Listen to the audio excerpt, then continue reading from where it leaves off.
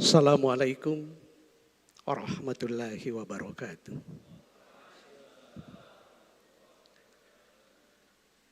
Alhamdulillah. Alhamdulillahi rabbil alamin. Wa bihi nasta'inu ala umuri dunya wa din. Assalatu wassalamu ala khatamal anbiya wal mursalin wa ala alihi wa sahbihi ajmain. Amma ba'd. Secara ringkas, pimpinan umum dan segenap pimpinan Wahda Islamiyah yang dimuliakan oleh Allah, pimpinan Kopertais yang alhamdulillah Ustaz bisa silaturahim kita, Pak Wali Kota. Saya tidak melihat beliau sebagai mewakili wali kota, karena dalam sistem konvensi internasional, siapapun yang diundang, maka itulah adanya. Dan siapapun yang hadir, tetap saja sesuai dengan undangan. Sebagai Ketua Badan Kerjasama Parlemen dan Hubungan Internasional selama 1 periode di DPD Republik Indonesia, yang harus ditugaskan menjadi semacam Kementerian Luar Negeri dari Senat Republik Indonesia, saya Pak Wali dapat pemahaman itu, bahwa siapapun itu tidak dalam konteks mewakili. Boleh jadi itu doa, Bapak akan jadi wali kota berikutnya. Yang dimuliakan oleh Allah, yang saya hormati para guru-guru kita, yang pada kesempatan hari ini akan menisbatkan kehadiran para intelektual muda, orang-orang yang dengan tegas diangkat derajatnya oleh Allah. Yarfa'illahu alladhina amanu minkum walladhina utul ilma darajah.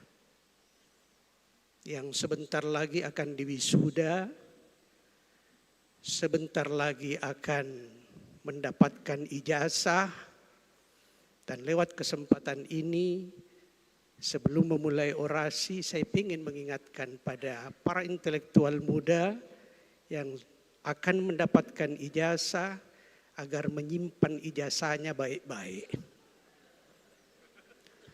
Tidak enak kalau di antara saudara-saudara nanti ada yang jadi Menteri Agama, amin, lalu ditanya di mana ijazahnya, dan ternyata tidak bisa menunjukkan ijazah aslinya.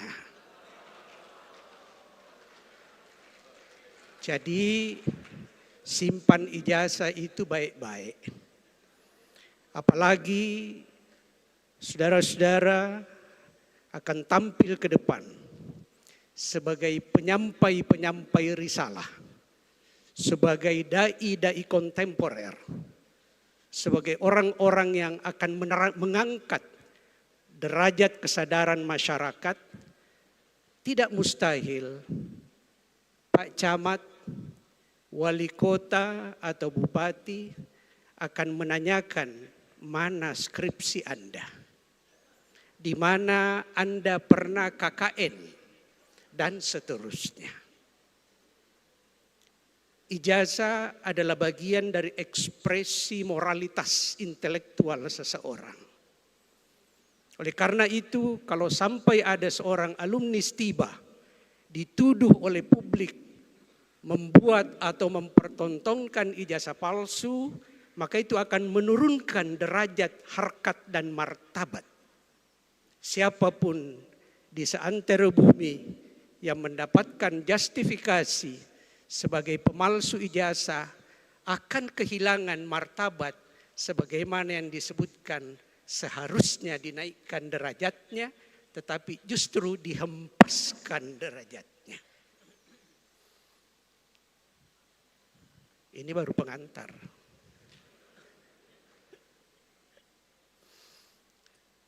Saya diberikan amanah untuk menyampaikan materi terkait dengan kepemimpinan intelektual muslim, inovasi, dan kemandirian umat di era global.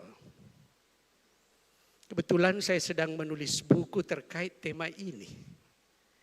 Dan buku itu tidak tebal, hanya sekitar 370 halaman. Kalau saya mau sampaikan di sini, maka habis waktu wisuda. Dan karena itu saya memilih untuk meringkas, dan insya Allah karena bertabur dengan data, tidak mungkin, karena ini bukan ruang perkuliahan, tidak mungkin adik-adik, para sahabat intelektual muda mencatat. Oleh karena itu saya ringkas, dan insya Allah besok akan di-share kepada Anda secara gratis file dari materi itu. Lewat link yang nanti akan diarahkan linknya kemana. Baik, pertanyaan dasar terkait dengan tema ini adalah, mampukah intelektual muslim mengemban peran kepemimpinan setidaknya untuk dua hal, inovasi dan kemandirian umat. Inovasi adalah jalan, inovasi adalah proses, inovasi adalah ikhtiar, dan tujuannya adalah kemandirian umat. Maka bagian ini kemudian menjadi penting pertanyaannya. Setelah selesai dari istiba, apakah mampu memerankan kepemimpinan sebagai intelektual muslim, sebagai cendekiawan muslim, untuk setidaknya mendorong proses yang disebut sebagai inovasi menuju pada kemandirian umat. Dan tema ini lebih lagi kemudian membutuhkan tahajud ilmiah dikarenakan ada istilah di era global. Yang memberikan tema ini adalah orang yang memadukan antara intellectual quotient, emotional quotient, and spiritual quotient, sehingga temanya battala nauzubillah. Kalau kemudian pertanyaannya mungkinkah atau mampukah, maka karena ini forum ilmiah, saya pertama ingin mengatakan bahwa kemampuan atau kemungkinan itu harus ditakar dengan apakah intelektual muslim memiliki pondasi, memiliki paradigma, memiliki pendekatan-pendekatan komprehensif untuk mengemban itu. Menurut saya setidaknya para alumni STIBA mampu dan mumpuni melakukan itu dikarenakan apa yang ingin saya sebut sebagai memiliki kerangka 4A. Memiliki pertama akidah, jelas. Dan kemudian insya Allah selama proses pendidikan di STIBA, akidah kemudian mampu memunculkan, menegaskan bahwa tauhid itu menjadi pusat gravitas segala-galanya bagi seorang intelektual muslim. Adik-adik di dalam hati, di dalam pikiran, di dalam kesadaran itu sudah memiliki itu. Sudah tertanam dengan sangat bagus kerangka pertama akidah itu sebagai pondasi, sebagai kerangka untuk menjalani beban sebagai intelektual muslim yang harus mengembangkan kepemimpinan. Yang kedua, sudah memiliki yang kedua adalah akal. Akal adalah anugerah yang luar biasa dari Allah. Bahkan dalam kajian terbaru, gabungan ketika dilakukan pendekatan pengembangan sedramatis mungkin terhadap artificial intelligence misalnya, untuk rentang waktu sampai dengan 100 tahun ke depan, jangankan menyamai kemampuan akal fitri dari manusia, untuk sampai pada proses mampu 10% saja, itu tidak bisa. Teknologi ke depan belum mampu mengimbangi, dan ini ada pada alumni-alumni STIBA. akal yang dikuatkan, yang dikokohkan, yang dipusat gravitasikan atau berpusat gravitasi pada akidah. Yang ketiga adalah memiliki akhlak. Bukankah setiap saat di ruang-ruang perkuliahan, di setiap tahajud-tahajud saudara-saudara, senantiasa dibersihkan, senantiasa diberkaskan tentang pentingnya akhlakul karimah. Termasuk akhlak di dalam dunia intelektual. Termasuk akhlak sebagai seorang alumni STIBA dengan peran yang sangat tidak main-main sebagai dai-dai kontemporer. Dan yang keempat itu adalah sebagai hempasan ataupun sebagai ruang untuk mewujudkan, mengimplementasikan 3A sebelumnya adalah amaliyah. Oleh karena itu dengan kerangka 4A ini kita menemukan bahwa sebenarnya sudah ada pondasi yang sangat kuat bagi adik-adik, bagi saudara-saudara untuk menjalankan peran kepemimpinan sebagai intelektual muslim. Itu tidak mudah mendapatkannya. Ketika seorang doktor alumni Harvard University berkoar-koar tentang betapa tidak punya harapannya terkait dengan artificial intelligence, maka kemudian secara sederhana sebagai seorang anak kampung saya membatin. Bukankah artificial intelligence itu juga bagian dari anugerah ilahi yang diproduk dari kecerdasan fitriah manusia? Lalu kenapa Harvard University melahirkan seorang doktor yang bahkan melihat artificial intelligence sebagai sampah? Artificial intelligence tidak lebih dari produk anugerah ilahi bernama akal. Nah, sekarang kerangka 4A ini menegaskan pada kita bahwa that's okay, bisa kok. Sekarang kita masuk pada bagaimana peluangnya. Saya kira menjadi sangat penting untuk bagi para alumni lembaga-lembaga pendidikan Islam untuk menyadari bahwa per 2022 menurut Pew Research menyatakan bahwa umat Islam di dunia sudah mencapai 2 miliar kurang lebih jiwa. 2050 akan tiba pada posisi umat Islam untuk pertama kalinya menjadi insan pemeluk agama terbesar di permukaan bumi.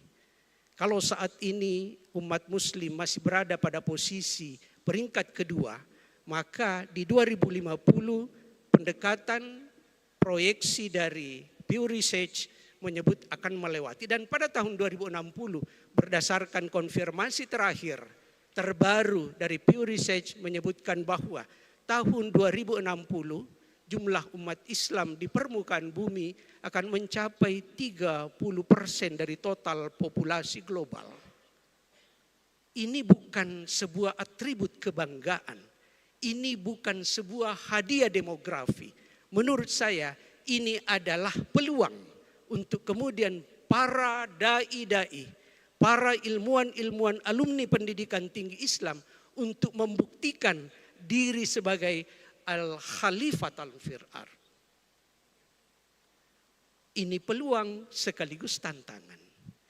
Karena kemudian kita melihat bahwa ada tantangan. Kalau kita tarik ke dalam dunia kita di Indonesia, tantangannya menarik bahwa meskipun indeks daya saing global Indonesia saat ini berada pada peringkat 34 dari total 180 negara yang dilakukan penelitian, tetapi ada fakta ironis yang lain bahwa Indonesia untuk indeks korupsi masih menempati posisi 37/100. Apa arti daripada indeks ini? Ini menunjukkan bahwa negeri ini terkategorikan negeri yang koruptif. Tantangannya jelas. Moralitas penting dibangun. Dan yang bisa membangun moralitas, bisa membangun al-akhlakul karimah, itu adalah orang-orang yang faham dengan kerangka, dengan amanah yang berkerangka 4A-nya. Ada tantangan lain yang jarang dibahasakan, bahwa dalam kondisi era global sekarang, ini muncul tren global seperti spiritual but not religious. Jadi orang-orang yang spiritual tetapi tidak religius. Amerika menunjukkan berdasarkan data 22% orang Amerika saat ini termasuk imigran-imigran dari negara-negara Islam. Itu masuk dalam kategori 22% berada pada prinsip spiritual but not religious. Dan 70% masyarakat Amerika hanya berani mengklaim dirinya sebagai kami spiritual, tapi tidak mau menyebutnya sebagai religius. Angka-angka ini kemudian menjadi tantangan, baik tantangan tentang moralitas, tentang integritas di negeri kita, maupun tantangan global dengan hadirnya model-model pendekatan spiritual but not religious seperti itu adalah tantangan. Tetapi di dalam manajemen sosial diketahui bahwa tantangan dan peluang itu adalah sebuah bentuk kolaborasi sosial dalam kehidupan. Pertanyaannya kembali untuk menegaskan arah ini adalah mampukah, mungkinkah kepemimpinan intelektual muslim menggerakkan inovasi dan kemandirian umat? Kalau pondasinya menyatakan bisa, kalau tantangannya menyatakan bahwa itu sekaligus peluang, maka kemudian pertanyaannya, lalu bagaimana faktanya? Bagian ini panjang, tetapi saya hanya akan mengambil beberapa bagian saja untuk menjadi contoh bahwa fakta-fakta menunjukkan itu bisa diemban.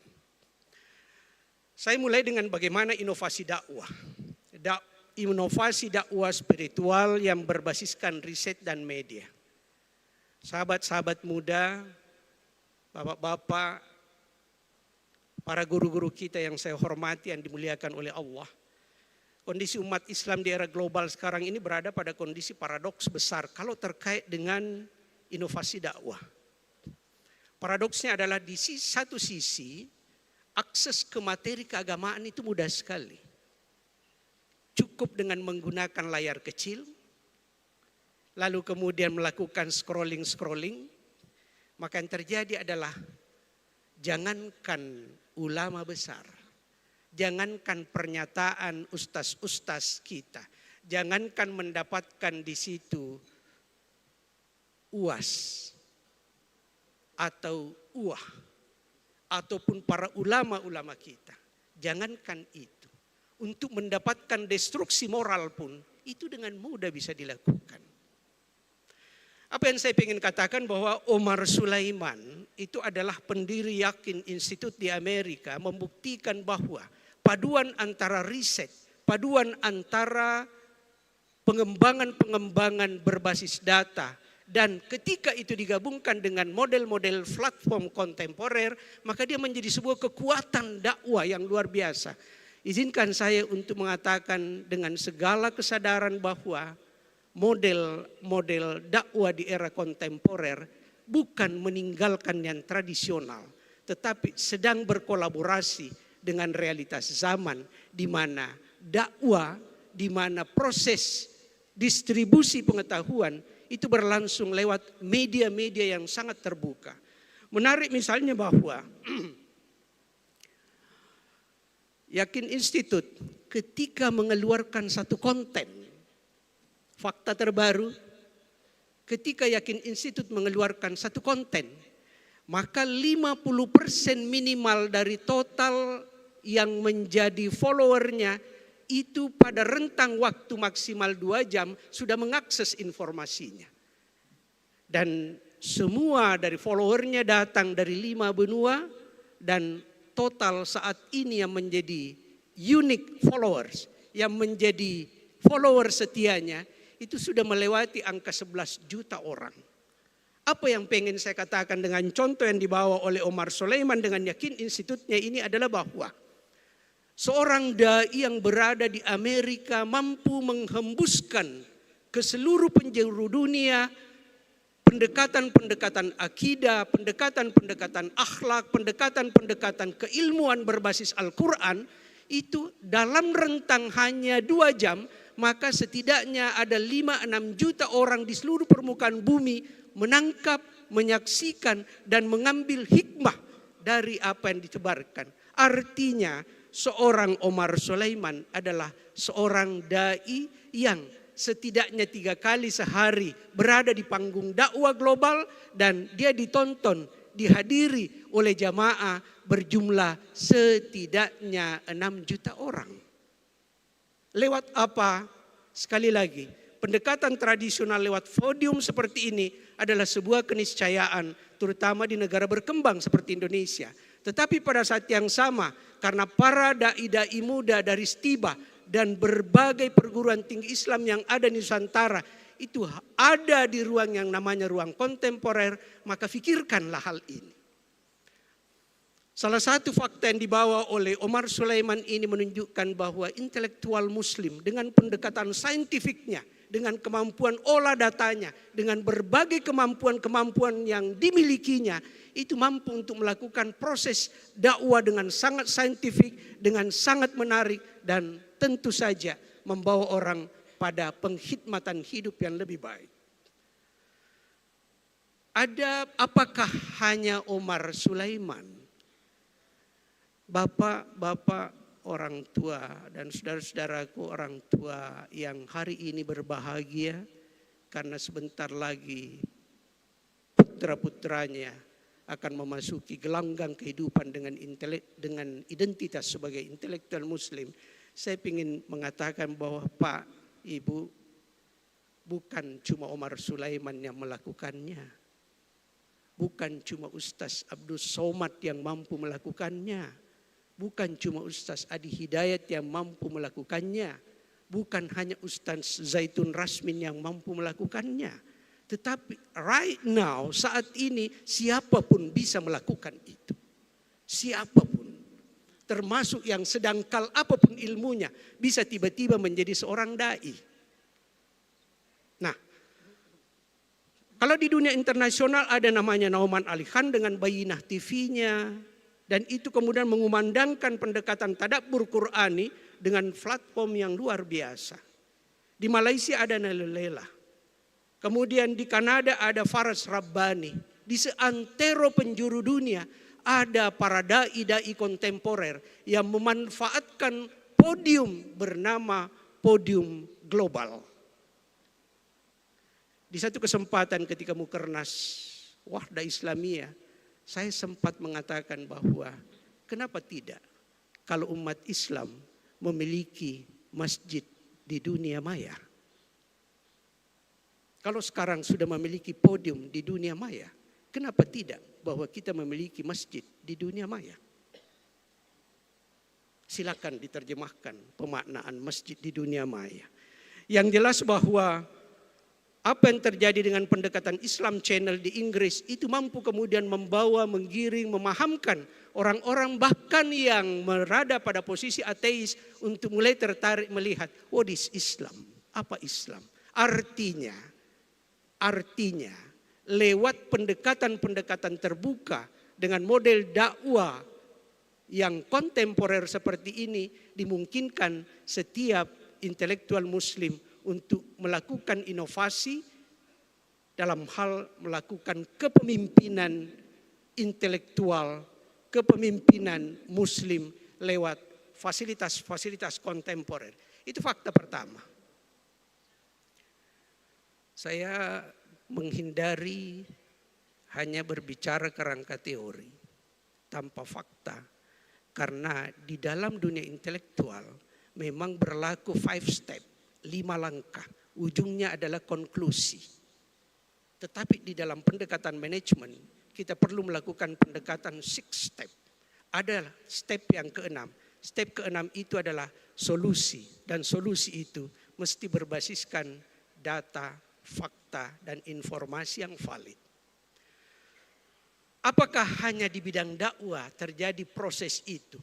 Apakah hanya di bidang dakwah spiritual tampil tokoh-tokoh Islam secara global untuk kemudian memimpin penyadaran pada umat? Menarik bahwa boleh jadi tidak banyak yang memahami bahwa co-founder DeepMind atau salah satu pendiri dari DeepMind yang oleh karena kehebatannya lalu direkrut menjadi CEO Microsoft Artificial Intelligence. Yang saya maksudkan dengan mungkin tidak banyak yang menyadari adalah bahwa dia seorang Muslim bernama Mustafa Sulaiman. Salah satu orang terpenting dalam pengembangan artificial intelligence di dunia global sekarang itu adalah seorang Muslim dan tabe lompo, tabe maraja. Apakah dia berasal dari anak orang kaya raya yang kemudian bisa masuk ke dalam industri yang sangat luar biasa ini? Tidak. Dia seorang yang lahir dari rahim seorang ibu bersahaja. Dia dididik oleh seorang bapak yang memiliki integritas tinggi tetapi dengan penghasilan ekonomi yang pas-pasan. Tetapi saat ini dia menjadi salah seorang yang sangat menentukan ke arah mana perkembangan artificial intelligence atau AI. Yang menarik adalah bahwa karena dia lahir dari dunia Muslim, karena dia adalah seorang yang bersyahadatain, karena dia adalah seorang yang memahami bagaimana pentingnya memiliki akidah, bagaimana pentingnya bermuamalah, bagaimana pentingnya beramaliyah dengan segala piranti-piranti modern, maka kemudian dia menjadi tokoh AI yang berbeda. Salah satu perbedaannya adalah bahwa Mustafa Sulaiman sangat menekankan pentingnya bagaimana masyarakat global tidak terjebak dalam pemanfaatan secara keliru artificial intelligence. Dia mengatakan bahwa ada dua hal. Yang pertama, jika artificial intelligence termasuk chat GPT misalnya, jika itu tidak terkendali maka akan sangat dramatis dan fatal bagi manusia. Itu pernyataan dari CEO Microsoft AI yang Muslim itu. Tapi di sisi lain dia mengatakan bahwa kalau kita tidak mampu memanfaatkan dari AI itu, maka kehidupan manusia tidak akan nyaman dan tidak akan aman.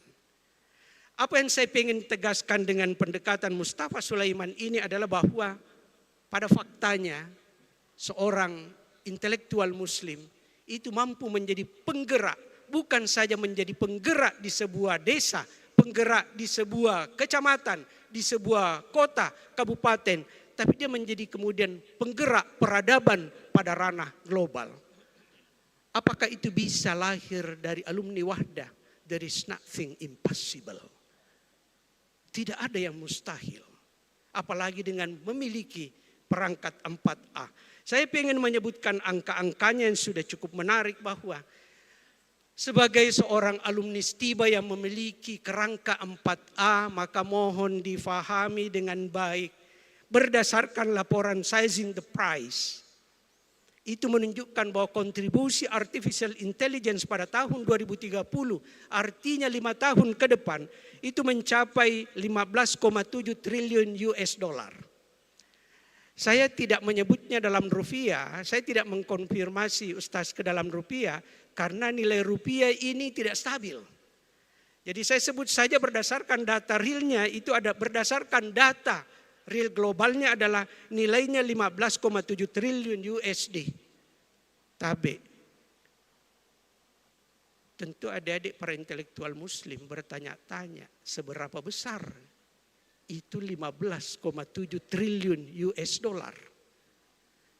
Supaya mudah gambarannya adalah kalau output dari Cina ditambah dengan India digabungkan, itu belum bisa menyamai angka itu.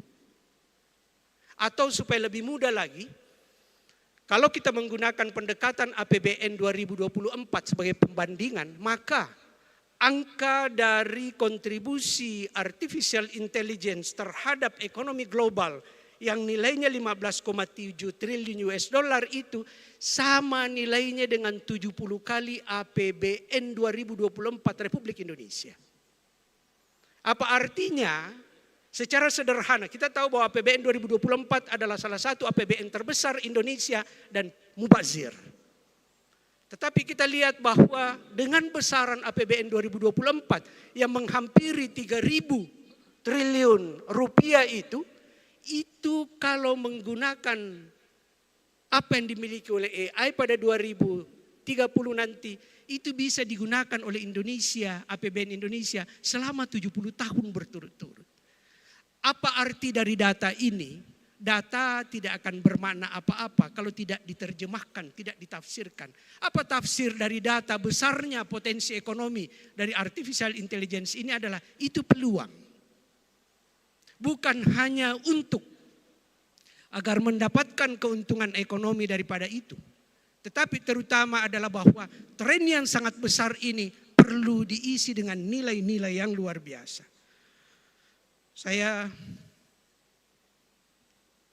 Supaya adik-adik tidak terlalu serius, saya ingin menyebutkan begini. Hebatnya kecerdasan manusia, kalau IQ-nya yang tajam, EQ-nya yang matang, spiritual quotient-nya yang kuat, itu mendrive, mengarahkan AI, maka lahirlah AI yang sangat pro manusia dan kemanusiaan. Tetapi bagaimana kalau ternyata IQ itu tumpul? Bagaimana kalau EQ-nya mengkal, tidak matang? Bagaimana kalau spiritual quotient para intelektual itu atau pemimpin tidak kuat?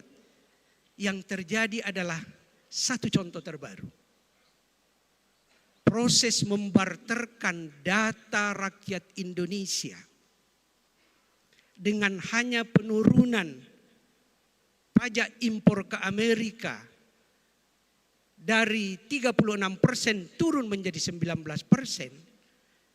itu menunjukkan kebijakan yang berbasis pada nauzubillah IQ yang tumpul, EQ yang mentah, dan SQ yang naif dan doif. Betapa mungkin data sebuah bangsa itu kemudian bisa dibarter hanya dengan penurunan angka pajak impor sebuah negara. Menarik bahwa ketika Rusia diberitahu, ketika Presiden Amerika yang sekarang mengatakan bahwa pajak bagi Rusia untuk masuk ke Amerika itu nilainya 60%, apa kata seorang pemimpin Rusia yang bersifat independen? Dia mengatakan 1000% pun tidak apa-apa. Sementara Indonesia justru membarter dengan nilai yang sangat luar biasa tingginya, yaitu data rakyat Indonesia. Ini tugas intelektual muslim untuk kemudian mendrive arah kebijakan nantinya agar tidak menjadi seperti itu. Mungkin adik-adik bertanya, kenapa saya perlu mengambil contoh-contoh yang bersifat global? Alasan pertama adalah bahwa kalau teknologi mau mencari contohnya saat ini, Prof. Habibie sudah almarhum. Dan yang memang untuk tokoh-tokoh Islam, kalau berbicara tentang tampilnya tokoh-tokoh dai kontemporer Islam dari Indonesia, misalnya Ustaz Zaitun, itu bukan sesuatu yang luar biasa. Beliau berada di tengah ekosistem muslim. Tetapi ketika berbicara tentang, berikut yang saya mau sebut, ketika berbicara tentang seorang wali kota London, pusat gravitas ekonomi Eropa, pusat gravitas politik Eropa, dan kita berbicara tentang seorang wali kota London, kita akan kemudian tertarik dan terhenyak bahwa ternyata wali kota London yang sudah 3 periode menjabat, termasuk saat ini Pak Wali Kota, itu adalah seorang muslim. Ini sekaligus secara sangat kontras menegaskan bahwa bahkan pada ranah politik sekalipun kepemimpinan intelektual muslim itu bisa berjalan. London Pak, kalau di wali kota Makassar Pak wali kotanya adalah muslim, itu enggak luar biasa Pak. Tetapi bahwa wali kota London itu adalah seorang muslim dan dipilih 3 kali berturut-turut tanpa pesaing, itu luar biasa. Populasi muslim yang ada di London itu hanya sekitar 4,8%. Lalu apa yang kemudian menjadi penekanan dari Sadiq Khan, sang wali kota ini adalah bahwa dua hal, dua andalannya untuk selalu bisa terpilih di ajang kompetisi election di London. Yang pertama adalah dia menunjukkan integritas berdasarkan pendekatan Qurani. Kemudian yang kedua, dia melakukan rangkaian prestasi-prestasi yang sangat luar biasa juga berdasarkan pendekatan Quran. Artinya kalau kembali kepada kerangka 4A, tunggu dulu. Saya tidak offside dengan waktu, Ustaz. Baik. 1 menit terakhir. Saya suka dengan pendekatan pembicaraan yang tidak retorika. Saya suka dengan ruang-ruang pembicaraan yang berbasis data, fakta, analisa. Dan terutama ketika berbicara tentang kepemimpinan umat, kemandirian umat, inovasi umat, itu adalah sesuatu yang luar biasa. Baik, satu hal yang terakhir tadi bahwa ternyata wali kota London itu menunjukkan bahkan untuk pertama kalinya di Amerika Serikat dimungkinkan, meskipun belum final, dimungkinkan seorang wali kota New York itu adalah dari Muslim. Lewat kompetisi yang dilakukan di Partai Demokrat, ternyata menunjukkan bahwa dia mampu meraih 56% kurang lebih suara. Sehingga dia bisa mewakili Partai Demokrat untuk maju dalam kompetisi wali kota New York. Semua gambaran, data-data, fakta-fakta ini saya hanya angkat untuk menunjukkan bahwa itu segelintir contoh di mana orang-orang Islam bukan saja mampu memimpin di negeri-negeri Islam, tetapi memperlakukan kepemimpinan di berbagai lini kehidupan justru secara global, justru di negeri-negeri yang non-Muslim.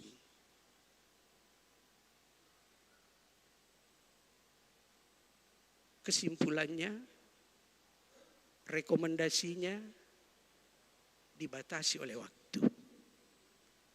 Oleh karena itu, insya Allah besok lewat saudara sekandung saya, Saifullah, lewat sahabat-sahabat saya, lewat ustaz-ustaz saya, akan saya share materi lengkap yang disampaikan pada hari ini. Bapak-bapak, ibu-ibu, selamat. Dan semoga pada kesempatan ini terbangun kesadaran bahwa ternyata menjadi sarjana, it's not the end process. Ternyata menjadi sarjana itu bukan dari akhir proses. Seorang sarjana diembani dengan hal yang jauh lebih strategis. Bagaimana menjadi dai-dai kehidupan di era kontemporer global saat ini. Bisakah itu dilakukan dari kampung? Bisa. Bisakah itu dilakukan dari pojok negeri Konaha? Bisa. Tetapi penting dicatat bahwa itu hanya bisa dilakukan kalau memiliki pondasi akidah yang baik, memiliki pondasi akal yang dikembangkan dengan baik, memiliki pendekatan amaliyah yang baik. Dan mohon di ujung ini saya mengatakan bahwa jaga kejujuran intelektual, jaga integritas. Dan kalau memang mau menangis terkait dengan Indonesia, tidak apa-apa menangislah.